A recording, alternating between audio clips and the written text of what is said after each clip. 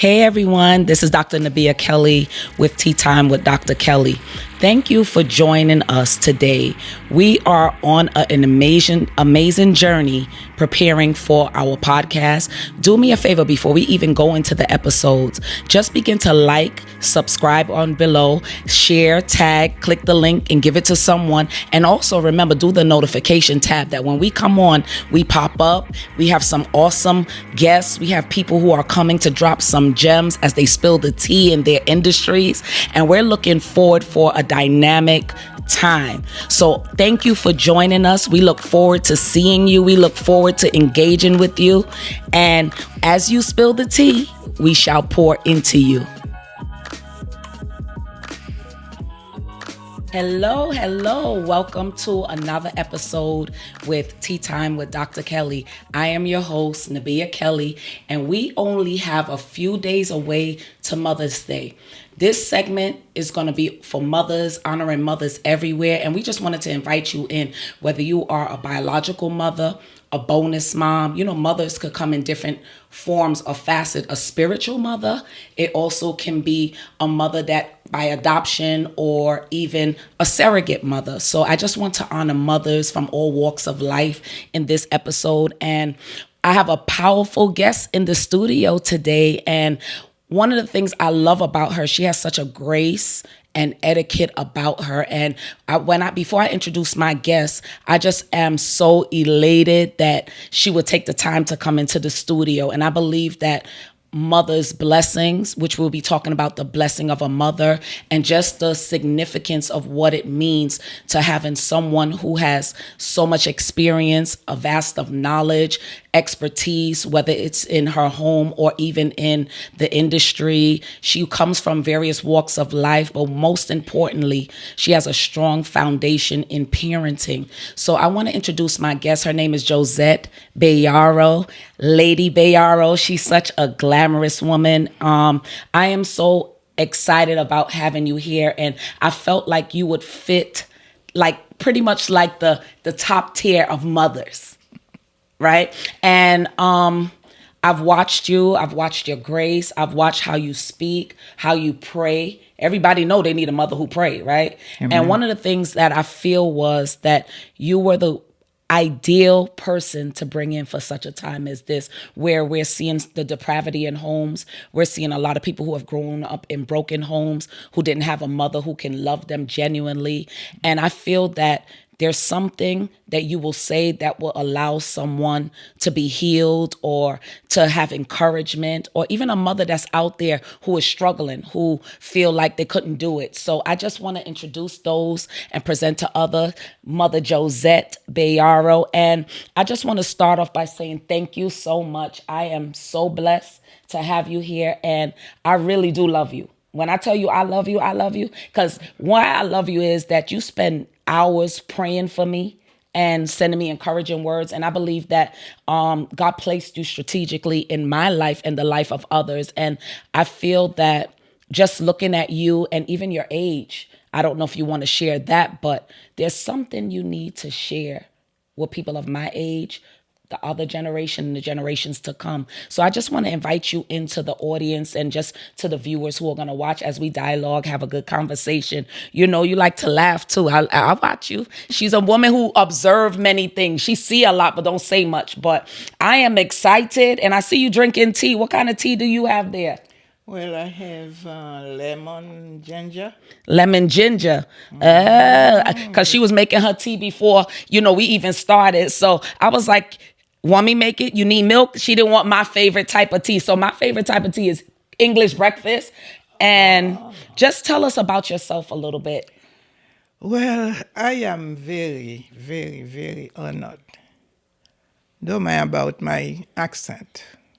I don't want to change it. The Lord give it to me. Yes. It's very good to me. Yes. Everywhere I go, they like it. The accent. The accent. Yes. And I am very honored to be among you, all of you. And I am very happy because the Lord gave me the opportunity to be one of you. Yes. I come from Haiti. There is nobody here from Haiti. Sac passé. Uh-huh. I know am a little from bit of Haiti. Creole. And I left Haiti when I was about 22 years old. And it's been a long time. That's why I have a long story, Yes. very long story, Okay. which I'm not going to talk. But you're going to spill a little tea. We need a little bit of the tea of the story. Just give us a little synopsis of that story. Like what are some of your proud moments in life? She's very fashionable. Let me let the people know she's very fashionable. Now, if you need a seamstress, you need somebody to custom make your stuff, she is the person. Well, I don't think I can sit down for 18 hours sewing. Oh, no, 18 hours. I used to sit 18 hours sewing, and now I cannot do it anymore, especially after my husband passed. I will talk about that later. Okay.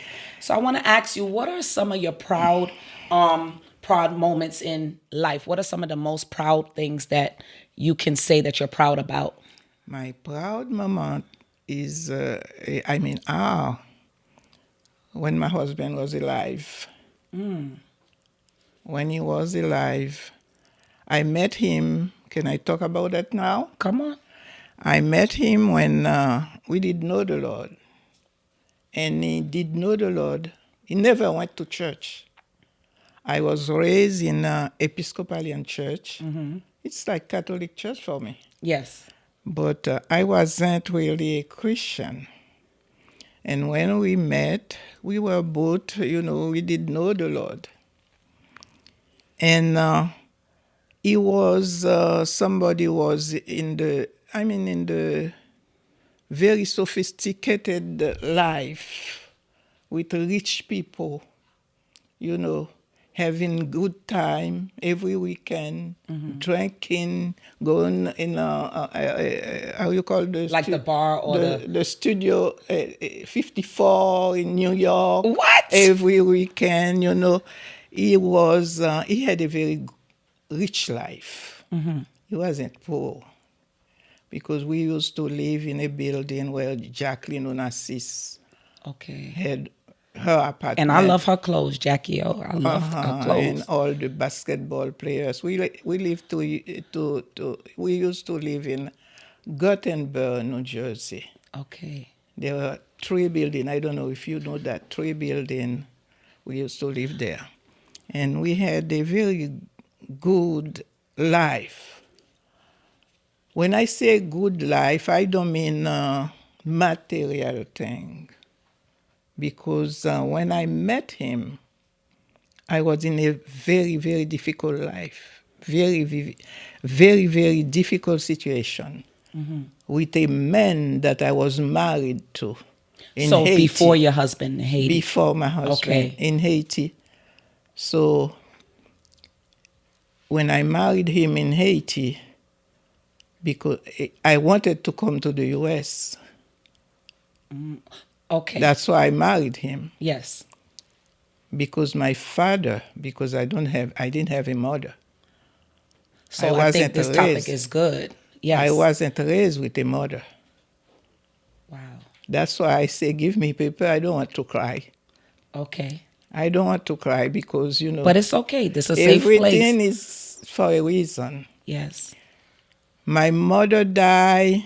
I'm going back before I come to my husband.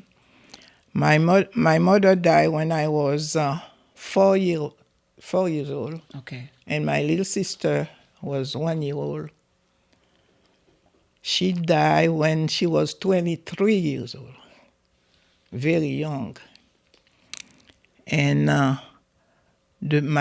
my father's parents, they never take care of us. And we were in the house by ourselves, my sister and myself, babies. So you guys had to fend for yourself and figure it out. 4 years old, taking care of 1 year old. It wasn't easy at all. And I remember, the Lord make me remember everything. It's like a movie that come when I accept the Lord. It's so like it came back to you. And my mother, she was so young, but she didn't like me when I was a baby. Who, your biological mother? Yes, she didn't like me. She used to beat me up, and I remember that because my father used to have a girlfriend across the street. So the And circumstances, how you came about, she could not really receive you. So you dealt with rejection. and Yes. my father used to love me, but she used to hate me. I Wow. used to go outside. I mean, I was 2, 3 years old. I used to go outside by myself doing whatever I wanted to do. And she didn't care about me. But she died soon after. Because, when the Lord chose you, since you're a baby, the Lord chose you. Anybody that does something bad to you, gonna see with the Lord. Right. So fast forwarding to the proud moment with your husband, you had a hard upbringing. Now you meet this man. You meet this man outside of the Lord. You grew up, basically learning how to navigate life, how to fend for yourself, and come into this Let me country. tell you this. After when we were suffering so much that my family from my father's side decided to take us, and I was raised by my grandmother. Okay. My grandmother used to like us, but it wasn't easy for her to raise us. And my father was overseas. Okay, he was in the military. No, he wasn't. He went to Bahamas to work, and my sister and myself, we were living with my grandmother. Okay. My grandfather wasn't Haitian. He was from England. Okay. So we didn't have a very easy life. But I thank God because every time my father used to send money, my grandmother used to take the money and give to her daughter. I mean, her daughter. Like his sister. No, Oh, her own daughter. her own daughter had Okay. 7 children Wow. and could take care of the 7 children. So my grandmother used to take the money and give to her daughter to take care of her 7 children and neglect us. And every time I used to send messages to my father to send the money directly to me. And that's why at the age of 12, I made my first dress by hand. So that's where you started learning how to So sew. Okay. at 12 years old. And the first dress that I made, it was so beautiful, and everybody was asking me to make dresses for them. So that was like a proud moment then. Uh-huh. So, which I believe that even those of you who are listening, I believe that this topic of a mother's blessing is vital to those that are watching, because her proud moment, hardship caused something of your passion to be birthed out. And I believe that in this time, we're seeing a lot of children, because I worked in foster care, I worked in social service, and I dealt with the depraved population. I've dealt with being a social worker for 17 and a half years in the New York City inner city and going into homes and seeing children molested, abused, lack of food. So your upbringing, I had to really help people navigate through all of those traumas and everything. But to hear your story, it resonates some things in me that sometimes we don't know why we had to go through things, but it makes us who we are today, which leads me to my point with, as a mother, what did motherhood teach you about yourself? Motherhood teach me to be patient and accept everything because you don't know the future.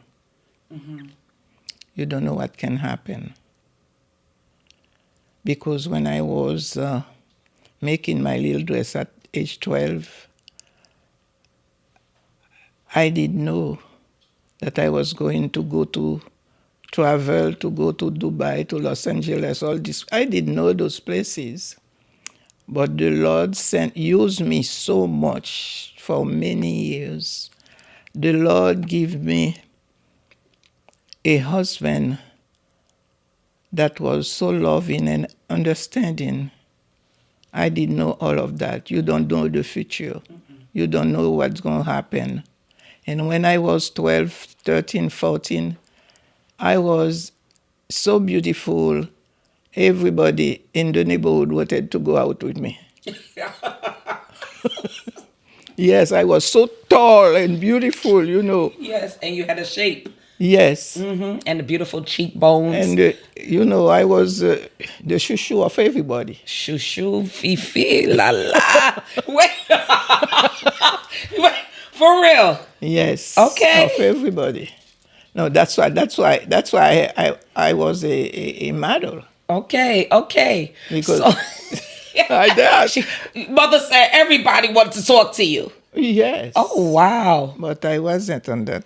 I wasn't. Okay. So now you come to this country, and you said you met your husband.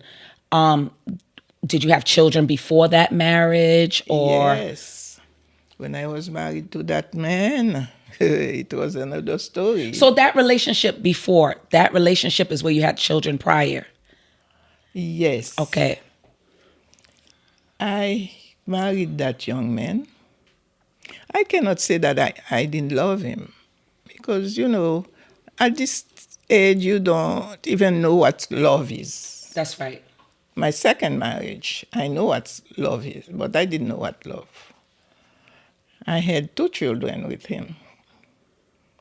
I had one in Haiti and one in the U.S. Okay. And I did not spend time with him, a lot of time with him, because there was some thing that I cannot talk about them. That's right. Okay. Because of the children. But it wasn't right. Okay. So you had 2 children prior, and then when you met your husband, you have 2 beautiful children. So total, you have 4 children. The children were in Canada. Okay. So what advice would you give a young mother, a single mother, or a mother who's married in a home? What advice would you give someone like myself? I have 2 children. I'm a divorced person. You have people who are watching who feel like motherhood. Some people want a parent. Some people feel like it's so hard. Some people need an outlet. Some people need finances. What advice would you give us as motherhood, being a mother? Because I think it's the hardest job. I mean, I trained mothers, but it's nothing like on the job training, right? And sometimes we don't get it right the first time. So sometimes I feel like the firstborn is the one that's trial and error. Or the second one, you're like, okay, I'm getting a little hang of this. And then you have 3, 4 sometimes. Or some people didn't want to have children and they either aborted it. What advice would you give mothers? Because we're in the Mother's Day season. Someone needs to be encouraged, and sometimes we feel like we have failed as mothers in certain areas. What areas could we develop better? But as a mother, what advice would you give someone like myself or someone that is listening? The advice is that I can give a mother Raising children today. Raising children. I mean, in my case, everybody has a different case. In my case, I had to let my children go. Well, that's a hard one for me because I'm preparing for my daughter to go to college. And in my heart, I'm like, no, it wasn't the same thing. This is very different. Okay, so I'm listening. No, when I met my husband, with whom I spent 40 years before he died. Okay. When I met him, I had to let my children go to his parents in Canada. That hurt me. But I think that the Lord was in it. Because the Lord put me with that man. I had to be separated from my children so I could be with my husband who was going to serve the Lord, accept the Lord, serve the Lord, to be a pastor and go in the Haitian community to bring a lot of people in the Lord. This is very different because I was called to be by his side to go in the Haitian community with the children. If I kept the children, that won't be, easy for me. Because at the time that I met my husband, my second husband, he lost everything that he had. We didn't have anything. He lost everything. We were sleeping on the street. Wow. We didn't have anything. This is very, very different from you, you know? And sending the children in Canada to be with him wasn't easy for me at all. And they were angry, and they're still angry. We talk all the time, but I have a son. He's still angry. The other day I talked to him. He's okay. He talked to me. He loves me. He loves me. But I know he's angry because he doesn't call me all the time. And the daughter, she's here, and she's the one who forgive me. She understands what I did. She understands very well what I did because she also went through a lot of things with her husband, and they are divorced. So she understands. But my son, he didn't understand until this day. Why he told me why I didn't live with, to go with them. Yeah. to go with him. I told him that it wasn't going to be easy to be with him because I didn't have anything. I didn't have a house. Support. No. I didn't have anything. I talked to him about that, and still he doesn't understand that. And I try to talk to him all the time because it was very, very difficult. This man was beating me up. This man was abusing me very, very bad. I could not stay with him, because he was doing something that wasn't right, and he wanted me to stay with him. And when I wanted to leave, he used to beat me up all the time. And when I was with him, like I wasn't with the Lord, so I was with him, and I was going out with my husband. My real husband. Right. I could relate to having to send a child away because my son, at the age of 3, he started developing some special needs. And I think for years I dealt with the guilt of it, wondering, I'm a mom, but I have to have my son live in a facility because he had mental oppression or emotional pain. And around Mother's Day, I remember I was in a church service and he picked up like a knife or a pencil to try to stab me in the church. And I had to make a decision. And as a parent, you got to make hard decisions sometimes to what's in the best interest of the child. And what was in his best interest was sending him away to live in a group residence. And for years, that thing plagued me up until recently. That's where we begin to see a breakthrough where he began to say he forgive me. He thought I never loved him. And I think I'm very sensitive about this topic because growing up in a Caribbean home, I never heard I love you, and my mother, we stayed with relatives all the time instead of, my mother had to work, and sometimes you have to provide, and sometimes we're like, where's my mom? Who's going to come to our show? So I can understand with having to send children away for the best interest and a safe environment, to make a decision. Do I keep them with me or do I move? So I understand your sentiment, and I believe that there is reconciliation that's going to probably happen. And as you're spilling the tea and as you're telling your story, you're the expert in your story. So motherhood, I think you have a lot of nuggets and gems for those that are watching, those who may have some type of resentment in their heart toward their mother, and they don't know that mothers, there's no manual to raising children. There's no manual that says do A, do B, but it's all trial and error sometimes. And sometimes we make some hard decisions as mothers.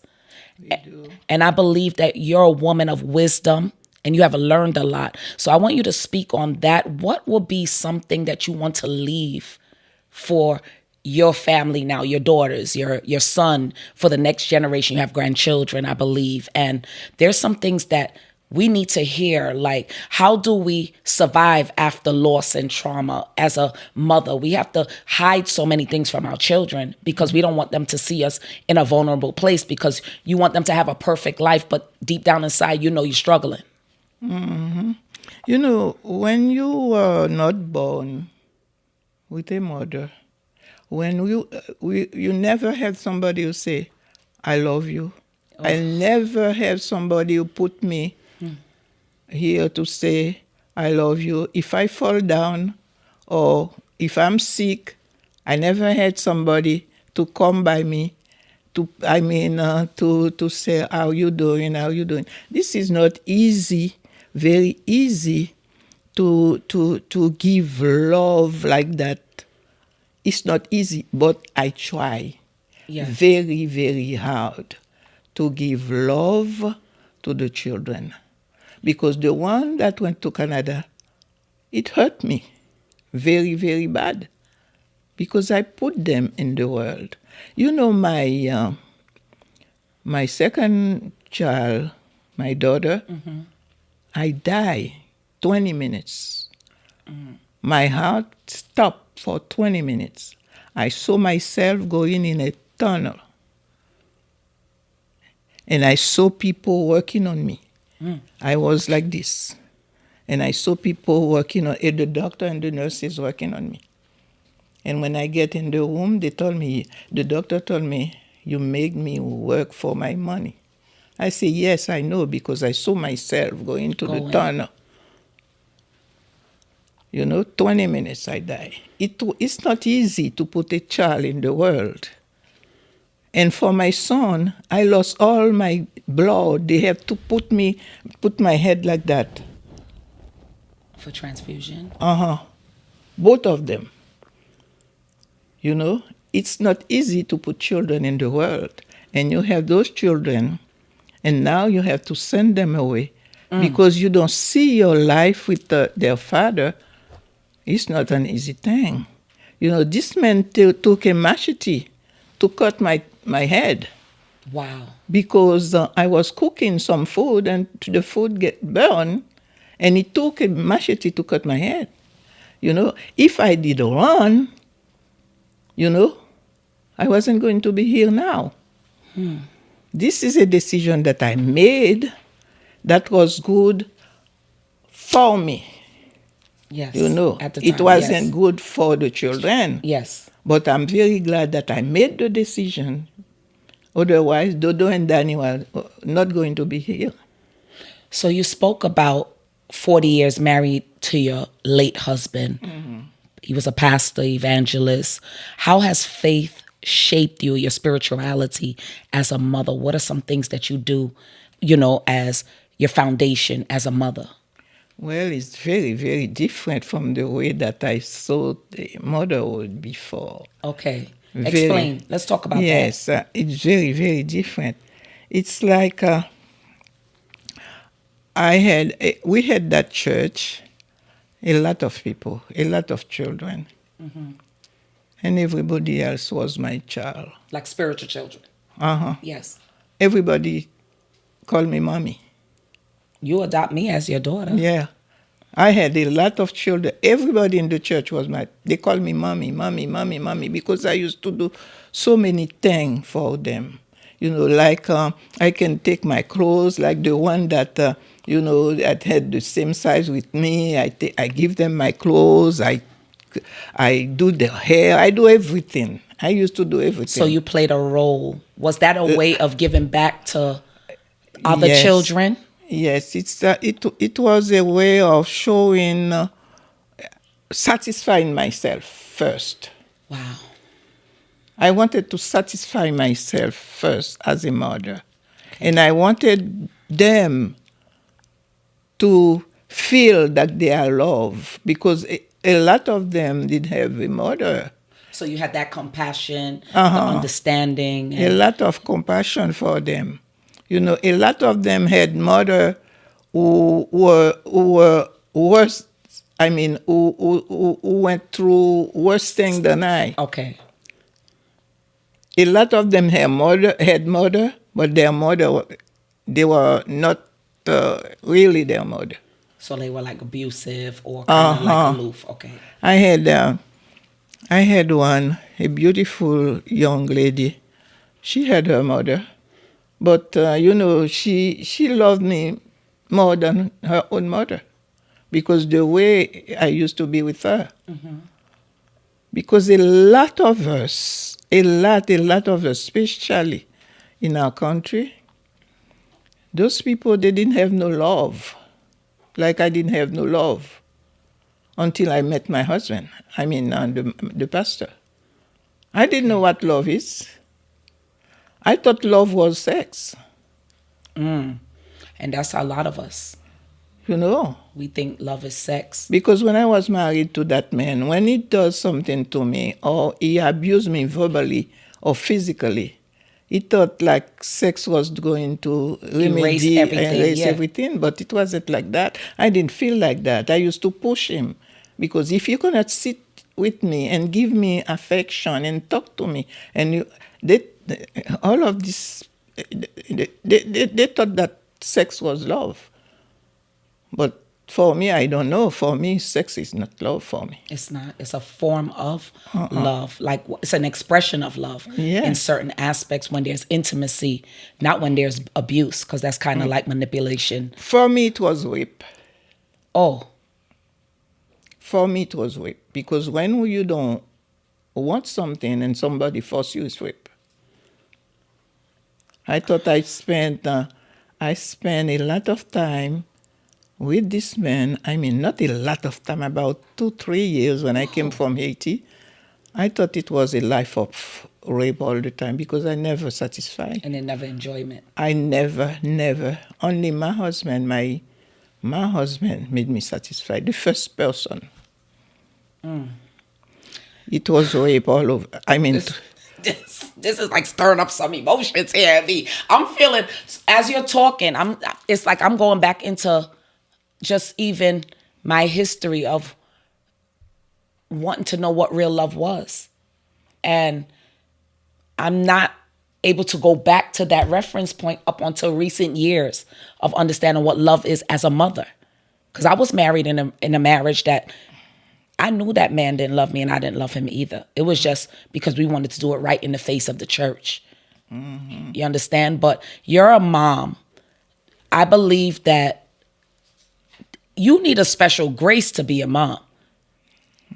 And do you believe that motherhood is a calling for you? Because when we first met, I know you don't really warm up to individuals that quickly. But when we met, I felt a connection. I did feel a connection also with you. A spiritual thing. Yes. I think I feel it in my soul. I think spiritually you are my daughter. Yeah. Yeah. And I like that. I need that. Uh-huh. And I think that when the Lord calls somebody, there is spiritual stuff going on in everything that you are doing. You know?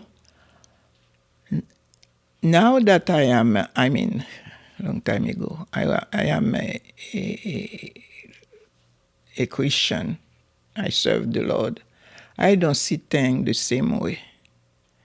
And I feel affection and love for everybody. Wow. So you'll say that God softened your heart and He Yes, healed that area.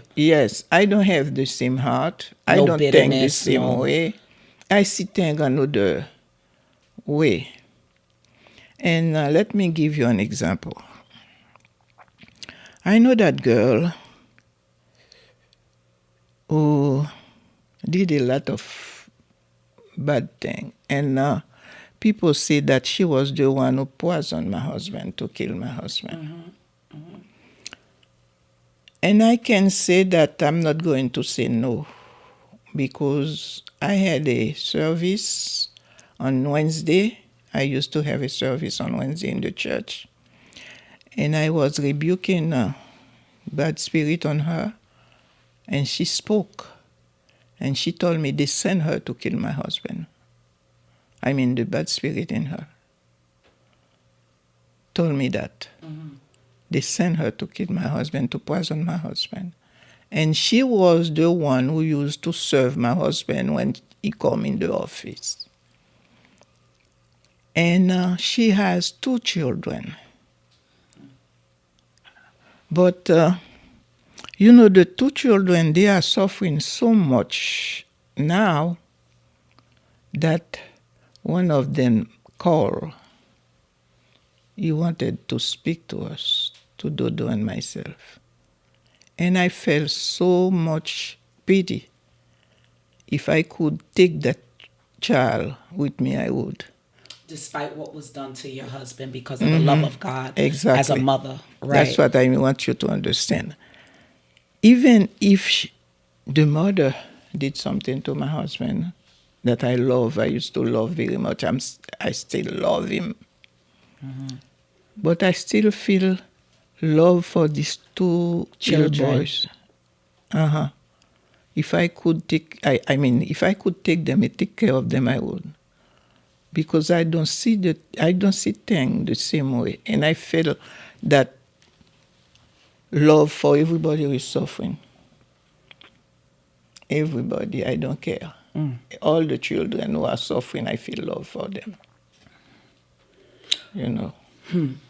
You seem to be a woman of courage, tenacity, endurance. In your spiritual walk with God, in your faith walk, what would have been one of the most courageous moments of a mother? Sending your children to live in Canada was one of the courageous moments because it takes courage. It takes courage and it takes knowing that this was in the best interest of your child, right? So what would you say would be your most courageous moment second to that, having to send them to live in Canada? And now you are at this age with compassion, your heart is healed, and you have a deeper walk with God. And motherhood is a calling because you have been called to mother many. So similar like to a Naomi. We know Naomi in the Word of God or the Bible, right? Naomi mothered Ruth, who was, from a whole different type of trajectory, raised with a different God. But here it is. You have wisdom, you have knowledge, you have experience, you have the gift of discerning of spirits. You also have compassion because above all things, love is the principal thing. So you have love. You have this love that God gave you. What will be your most courageous thing that you have done as a mother? I think there are a lot of courageous things. If you could give me one, just jogging back in your memory.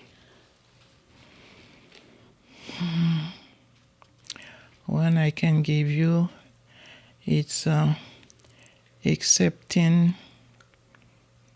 that man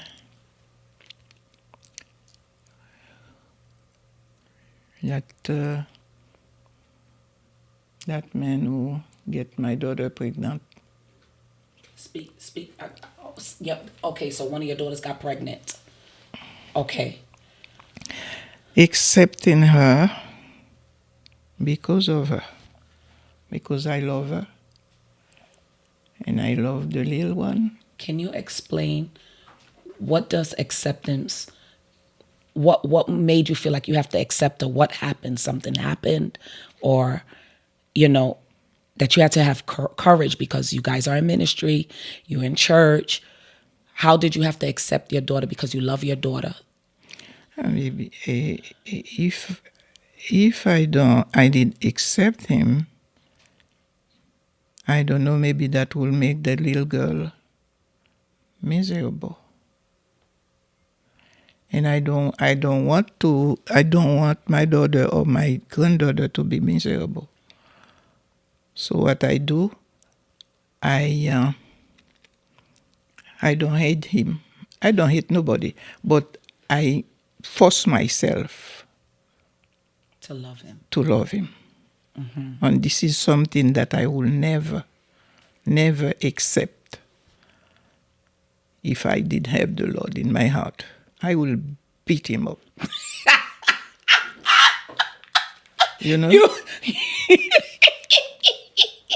I will. I understand.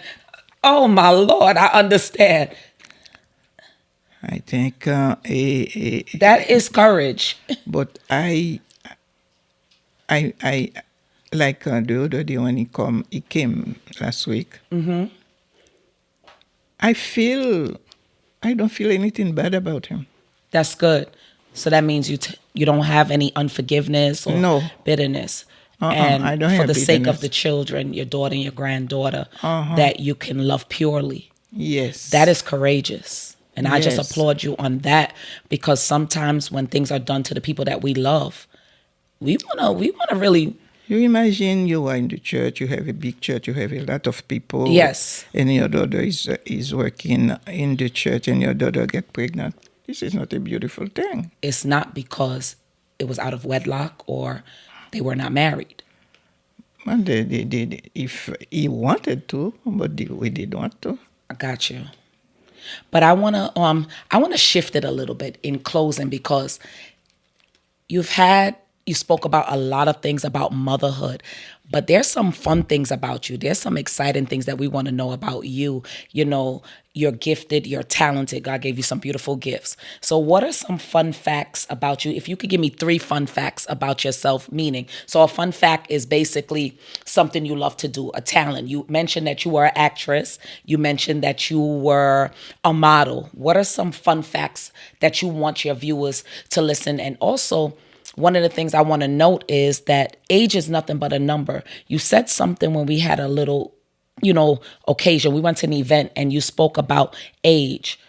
Not because you're at the age you should stop dreaming. So I want you to talk about age first and then go into what is some fun things about you.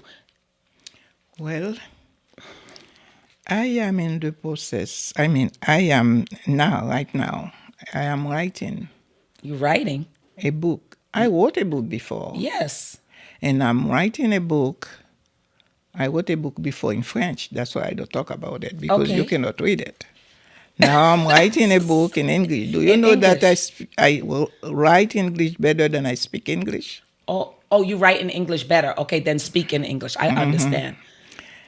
I am writing a book about, the title is Don't Give Up. Age is a number. For those of you who want to know my age, I am going to 81 She'll be 81. You heard that, guys? in August. 81. Don't she look fabulous? In August. With no medical condition, with nothing. No, I barely put Found no rouge. moisturizer or things Hey. like that. When I remember, I put it. When I don't remember, I don't. I don't do nothing. And you look good. I want to be natural. And my husband used to tell me, because my husband and myself, we are 6 years difference. I am older. Oh, so you was robbing the cradle. That's a fun fact. You was robbing the cradle, mother. Yes, Yes. 6 years different, but he hated it.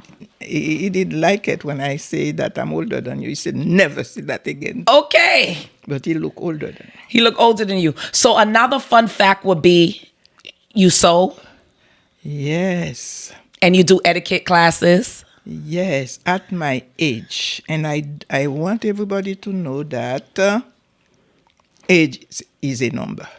Age is a number. Age is a number. You can do it. My husband was here, I will be normal Yes. with him. Yes. I mean, I don't see nothing wrong, We can be, if you have your husband, even if you are 80, 90, if you can do it, you do it. Do what? Whatever. Do the do? Whatever. Whatever. Listen, we really, really enjoyed you today, Mother. In closing, I just want to thank you for coming with us today for another episode with Tea Time with Dr. Kelly. I think I got to bring you back on again, because we're going to go a little deeper with that do. You want to do the do? Listen, we might got to do a class on doing the do. But I thank you so much. I'm so honored for you to be here as you spill the tea about some things what motherhood entails. And for those of you who are watching, I want you to join us for our next episode for Tea Time with Dr. Kelly, as we are celebrating Mother's Day all month long. I am excited to celebrate mothers. I'm a mother and she's a mother as well. And I'm blessed for you to, adopt me as your spiritual mother. Amen. One thing that you want to say to the viewers as we close. One thing I want to say, I love you all. You are all my daughter, and you are all my son. And I love you in the name of Jesus. I hope one day we can meet in heaven together and we can rejoice. Hey, so all with that, together. Thank you for joining us for Tea Time with Dr. Kelly, where you spill the tea and we pour back in. God bless. Have a wonderful day, and we will see you soon. Amen. Thank you all for joining us for our episode with Tea Time with Dr. Kelly, and we look forward to seeing you another time. Just remember, subscribe, tag, share, put your notifications on as we continue to spill the tea.